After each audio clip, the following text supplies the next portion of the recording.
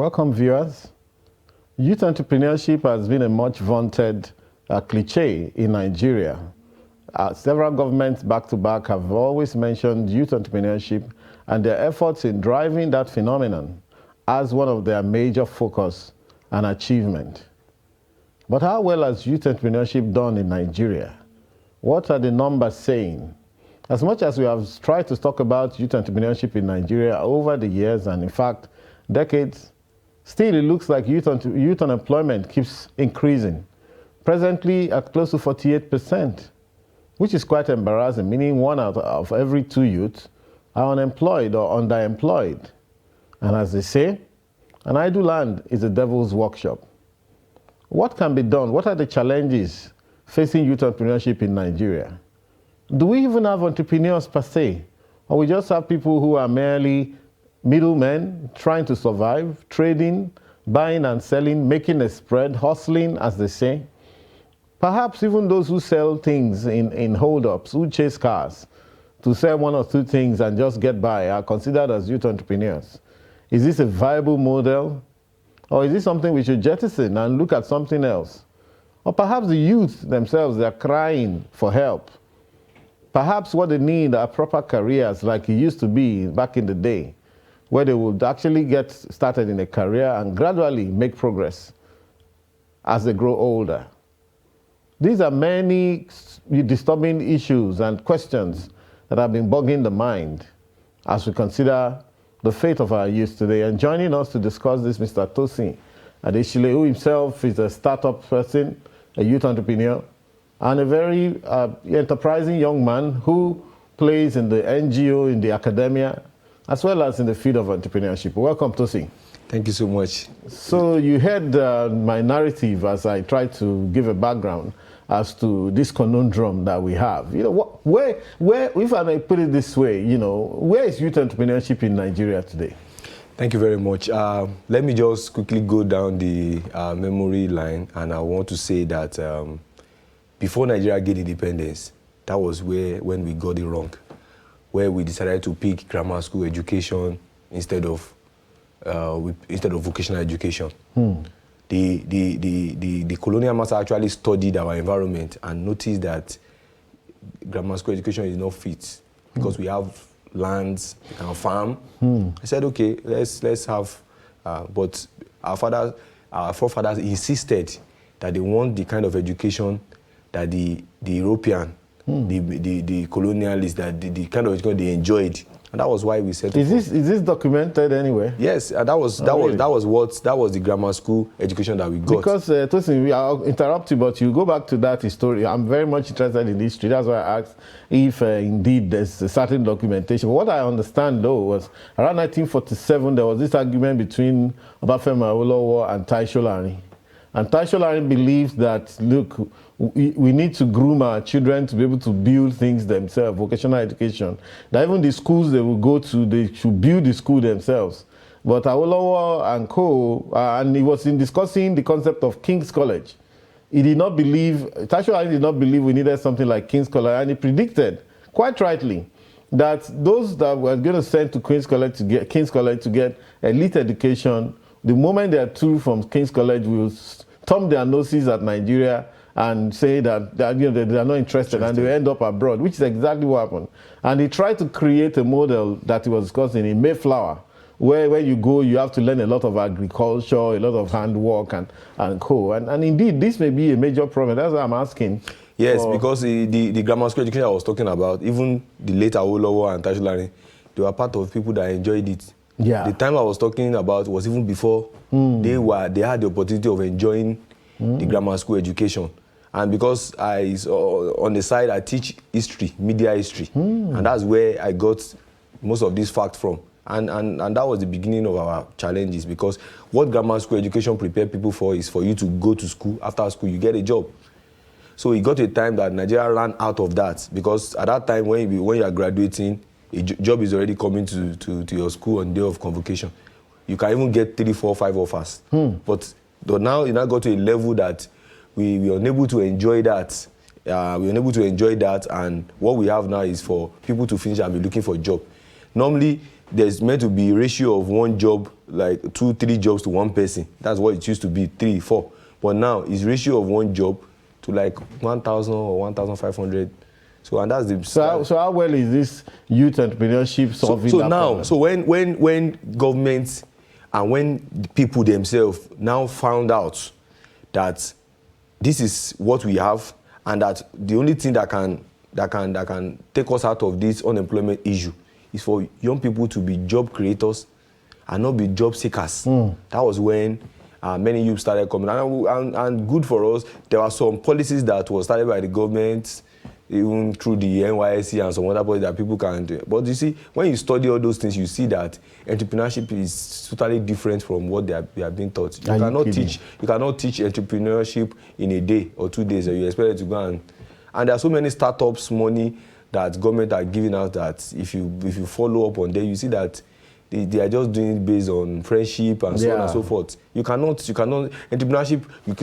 Not something you can just grow within 2-3 days and you expect that you give them a certificate. It's based on an entrepreneur. The story of an entrepreneur is the story of number of businesses that he has done and he has failed. I, as a person now, have done series of businesses and some of them have. But you know that our culture may not actually be amenable to that, because most of us Nigerians, our indigenous culture, very aspirational culture, even when you look at the fact that we're very religious people, failure is not my portion, all those kind of things. You know what I'm saying? I understand. So are you sure that we'll be able to get to that point where our youth will understand that failure is part of success as an entrepreneur? And we look at an Elon Musk, he has done so many failed businesses too, almost all of them. I've got involved, I myself, in things that may fail, but the idea is to pick yourself up and keep going, How do we get around that? Okay, sir, with the help of friends, I floated a program, Young Leaders Entrepreneurship Conference, an annual conference, where we gather young people to talk about entrepreneurship. And we didn't stop at that because we know that there will be a limited effect to what you can say in one day and you expect them to. So what we now did was that we now established an entrepreneurship polishing school. Polishing school. Where you come in, you take a module for weeks, and you learn a lot of things. And one of the things we teach there is mentorship. Now, as an entrepreneur, I'm invited to your program, and I talk about the number of businesses that have failed. And I talked about just one that didn't fail. It's a story that young people want to listen to.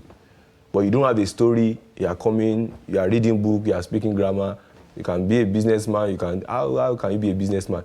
In a country where you have to provide electricity for yourself, in a company where you have to pay tax whether you are making profit or not, in a company where you have to transport your goods and services, and so many other challenges confronting entrepreneurs.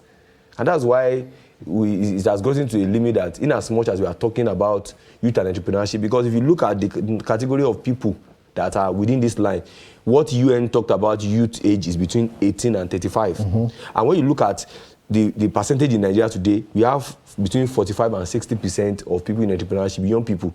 And those are categories of people between that 35, and some women also between that 35 and 45. And these are the people in the business. So when you look at that statistics, some of them that are trying to go into the business and are not making ends with, these are the people you see everywhere on social media bullying people about. Sometimes when you are annoyed, when your business is not making, when you are not making money from the business, or when you are frustrated, because you go on social media and start saying anything. Exactly, which is a terrible tragedy, but perhaps they fell under an illusion, maybe all of us believe that, I've done several businesses and I'm still doing, and I realized that sometimes when you get into a new business, sometimes you may be lucky, and in the beginning it's looking good and you're getting the cash flow. And all of a sudden, things begin to plateau, and you're wondering what hits you. Some people start to panic at that point in time. Maybe competition is doing better than you, and you cannot do the kind of investment that some people are doing, which you don't know where they're getting the money. They're bringing billions into the same business. You're wondering, is it the same business? Maybe that's what happened to many of these so-called entrepreneurs that are getting frustrated, because there's no business that just go on a straight line and you keep on making money ad infinitum. And even if you do, what about reinvestment? How many of them reinvest and reinvest You know, and how many of them have the resilience? You know, what are the issues? Okay, well, what I would say that is the issue is the issue of trust. Trust. And integrity. Now, a young man decides to start a business, and the business is gaining momentum, and you decide to trust people that are interested in also learning to make money under you. And there's a particular time you have to go and do another business, and you have to leave them in care of your business. And before you come, they have messed up everything. Corruption. So this is a big problem for so many young people that are trying to make ends meet, because the people that they found around them are the people that will come and, you know, and it's a big problem. Or there are young people that I know that have recommended to 1 or 2, 3, 4 businesses and they have messed up. So those people that will call me and say, okay, I want to do this, I'm not available. These days I don't recommend. If I want to recommend, the person must have proved himself over time. I've recommended people in the past that have messed up, and you know, because they're just after, let me just get this money. It's not about the job I'm doing that will bring to me. So there's a lot of frustration from the parts of the system that is not working. From the that's one of his problems. Then the second one is the problem of trust. People, the passion is not there. Everybody wants to make money without, you know, the passion is not there. Exactly. So everybody wants to make money. We now live in an age where, you know, again, the psychology of it all. The youth are watching TV. They're watching cable TV. They're seeing all the bling bling, all those cars, all those fast cars. They're seeing America and the good side of America and Hollywood and what have you. They want the money. They want it now. And look at everything around them, and the music that are done by Nigerian artists and so on is telling you how to get paid now. Get the money now. Don't wait for tomorrow. You too can enjoy. You must enjoy. So how possible is it for them to levitate, be outside all of, and even if they were traditional in church, the same thing they tell them, even some people, their parents put them under pressure. So how easy will it be for them to levitate outside all of those pressures? But I'm also thinking about one thing, that, you know, are you sure the government has done its own part before releasing our people to entrepreneurship? For example, has the government, if the government will do its own part, for example, providing security, meaning that oftentimes you may have to employ a lot more people to man security, boots on ground, people to gather intelligence and all of that. It's at least some infrastructure, not everything, but at least some infrastructure. Making sure that society is well manned. Okay, in this security, for example, now recently the Chief of Defense Staff, General Rabot, said there are 167 unmanned borders in Nigeria. Now, if you don't man those borders and all sorts of people come in, they create problems for us. The youth is afraid to go and do business where, for example, we want to do agricultural business. Many of them have been kidnapped, some killed inside the bush, you know, just because they would try to do agriculture. You know, so are we ready for this entrepreneurship thing? Are we just wasting our times? Are we just doing something that will probably never succeed because the government has not done its own part to create what they call the so-called environment for the youth to then bring those ideas? And secondly, it's a double barrel question. Are these entrepreneurs innovating, or are they just doing buying and selling and making spread? Okay, thank you. It's two-way thing, 50-50. I would say that on the part of government side, government has good programs for entrepreneurs. But the problem is at the point of implementation, the people they put it in charge of. I remember during the COVID-19 period, they said there's a COVID-19 fund that people like us that have staffs like 4, 5, 7 that when we are trying hard to pay during the COVID-19 before we can apply on the portal. And I applied, put all my staff under it. We didn't get anything. And so many millions came out of that to the wrong hands, the people manning it. So government will release it, getting it to the people that it's meant for is a problem. Someone like us that have genuine staff at that time, we are trying to help them, we didn't want to sack them, we didn't get. But people that are friends of those people that are implementing it, put themselves under it and ensure that they get the money out at the end of the day.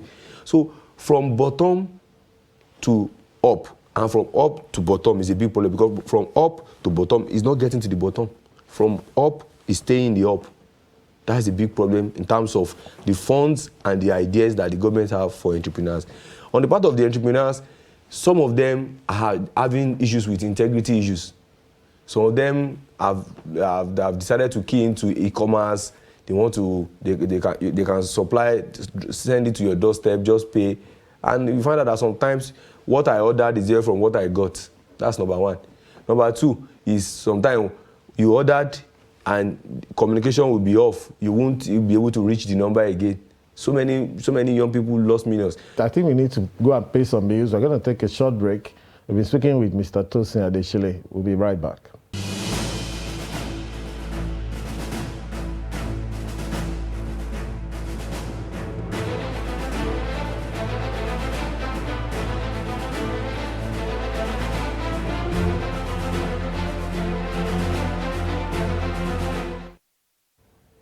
Welcome back.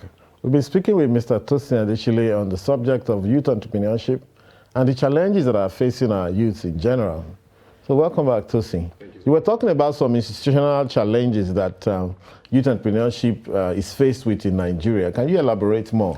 Thank you very much. And how government can assist better? Okay, thank you very much. One of the things I talked about the issue of database, as in this country, there's no proper or actual database of entrepreneurs.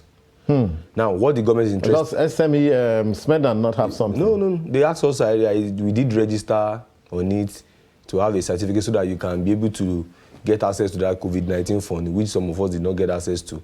And so many of those people that registered are not, those businesses are not even not existing. So when we talk about database, we are talking about people who are actually in entrepreneurship and they have address, they have CSC certificates, and there's turnover on their business, and the government is getting 1 or 2 tax from them. These are the entrepreneurs that we're talking about, not just people who just go on social media, open an Instagram and say, CEO of so company. CEO of where? You don't have any staff, you don't have any office, you are calling yourself CEO. So Nigeria, the terms, we used to misuse name calling terms and so many things because everybody just want to be. And people will print business card, and you got the time I stopped collecting business card from people, except I see you're a big man because you just get the cards and they're just there. So when I'm talking about the database now, the database that there should be a body. The government can contract it, but I'm not asking on the program that government should call me to come and do that. No, but the government can contract it, give it to private people. Let's have the adequate number of people. Now, these people that are now into entrepreneurship business, let's look at their turnover. Then let's look at when they are not turning in anything, they should, because I'll give an instance. I'm enlisted on a particular health scheme, a private health scheme, and I took advantage of it 3 weeks ago. And imagine they called me 4 days after that. They want to find out if I'm okay now. Doing a follow-up. Okay. Aside that they have paid the bills in the hospital. Okay. You understand? So there should be a follow-up. You know, that's private for you. So as entrepreneurs, they now look at, okay, this person is not turning in any money. Then you go to the office, since there is an address, to go and check up on the person, whether the business is having hard times. In this kind of situation, the officer can now push for aid to support that business. During the COVID-19 period abroad, once you pay tax, you file tax, that period, you are giving people funds because they know that period is very... But the question is, you are paying tax as an entrepreneur. What are you getting out from it? Nothing. Okay. Agreed, it's true. But I was worried also that in all the entrepreneurship ideas in Nigeria, how easy is it for youth to employ other people? Because it's always based on the premise that one business will employ 4 people, will employ 5 people. But I always say, and that still remains my view, that the private sector, entrepreneurs, they are not in the business of employing people, they're in the business of making money. So if you can make the money without employing anyone, not having to bother with sick leave, maternity leave and all of that, any entrepreneur will usually take that route and not worry about any of these things that I mentioned, you know. So, but how well has it been ever? And is it getting worse? That an average youth entrepreneur in Nigeria cannot even employ more than himself. So it's me, myself, and I. Well, apart from the trust issue, and also there's this problem, I want you to also speak to that there's this problem whereby one of the biggest challenges facing small entrepreneurs in Nigeria is the ability to find staff that is reasonable And to keep the staff more than 6 months or 1 year before they think of something else. Yes. This restlessness, everybody also wants to be a CEO, everybody wants to be a big man, and, you know, nobody wants to do all those slow things. 30 days make one pay. But without that 30 days make one pay, the youth entrepreneur will not even find someone to employ, and therefore his business will remain small. It will just be himself running it. Well, I feel that there are categories to entrepreneurship, and then we have the one that it can be a sole proprietorship. Maybe you want to be doing it alone, or you want to be doing it with your wife. You don't need to employ anybody.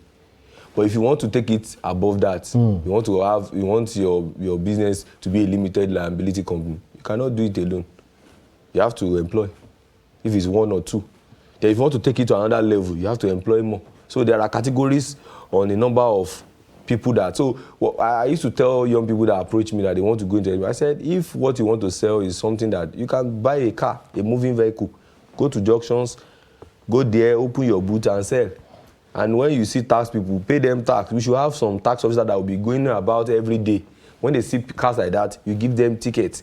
Government don't leverage on how they can collect tax. They just keep on stressing the same set of people, going to big companies, going to go and lock it. There are people making, in Lagos, there's a place I used to go in Yaba, they used to call it night market. Once it's 6 o'clock, between 10, that's when they sell market, and they sell a lot. Who is collecting, who are they paying ticket to? One miscreant to just go and say, okay, pay me this money, and that one is not entering government. So there are so many markets in different states like that operate in the night. Or people just park at a junction and they are selling. The government can make money from, but they don't have that willpower. We are so used to this bureaucracy that you must go to their office to collect money, or because you have a CAC. There are so many people that are not registered with CAC that they are making money.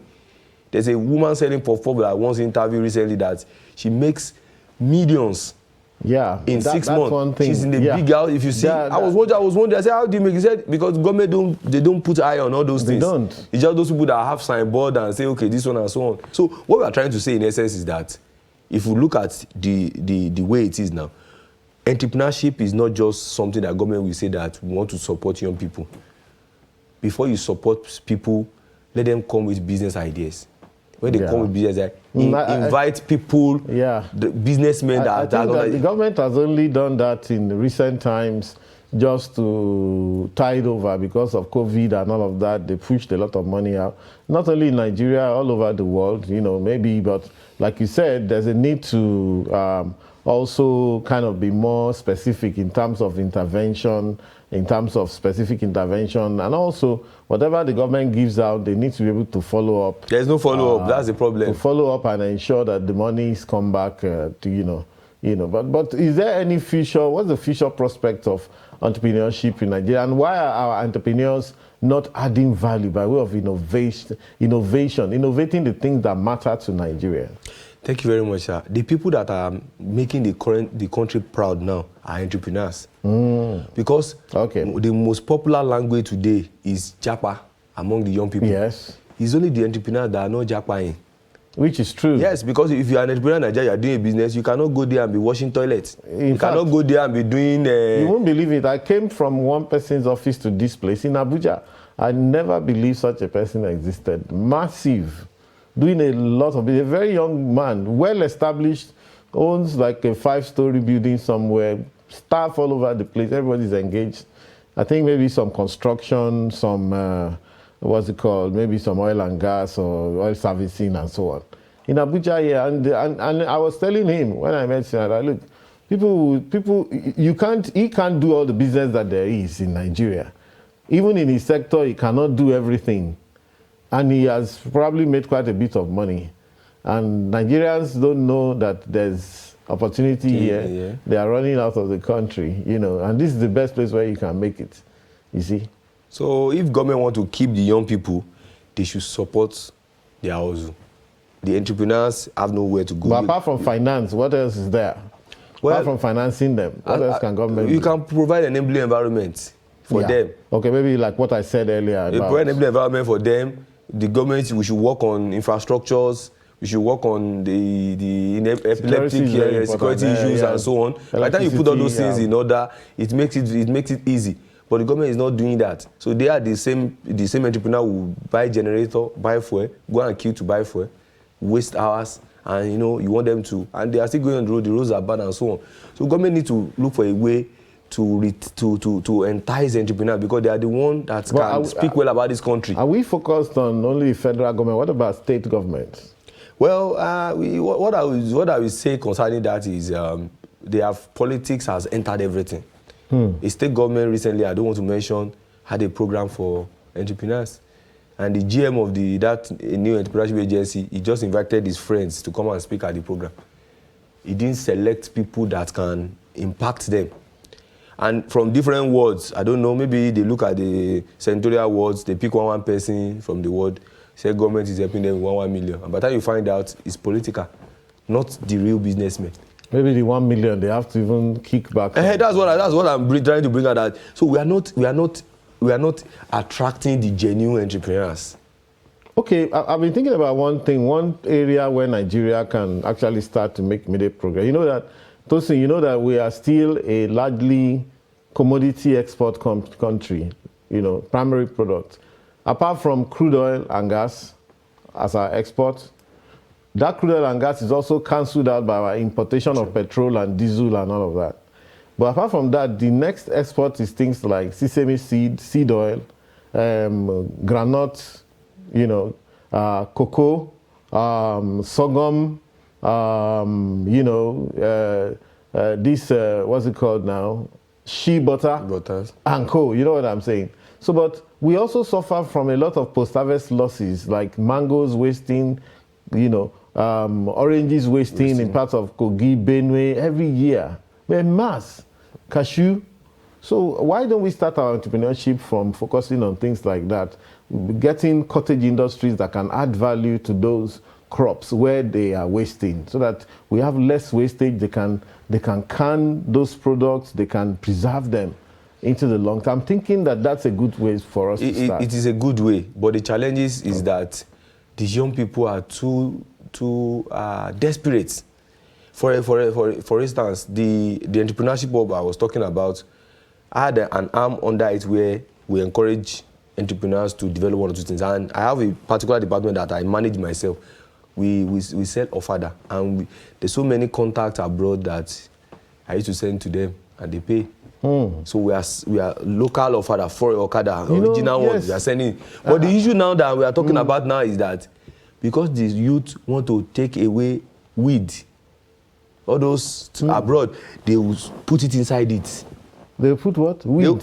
Yes, inside all those drugs. all those gari, all those beans, and NDLA we apprehend them. So today, if you want to send a friend to help you deliver beans or rice or something abroad, you might not collect it. It's true. So that's another issue we are having now. So the problem, the young people are too desperate to look. I'm a golfer by God's grace. Before, when you are traveling and you are carrying your golf bag, nobody checks. Today now, they open your golf bag and be checking everything. Check everything from front to even sometimes they open the bag, the why? because they feel that they are kept something. So people are too desperate, and these are the challenges that the genuine ones. But the question is that how do we try to separate the genuine ones from the fake ones? Thank you very much, and it's been good. We've been discussing with Mr. Tosin Adeshile, a youth entrepreneur, many challenges which we can't even fully cover today. So perhaps maybe another time we'll continue on the subject of youth entrepreneurship, many challenges, however, also still many opportunities. We thank you for staying tuned and see you next week.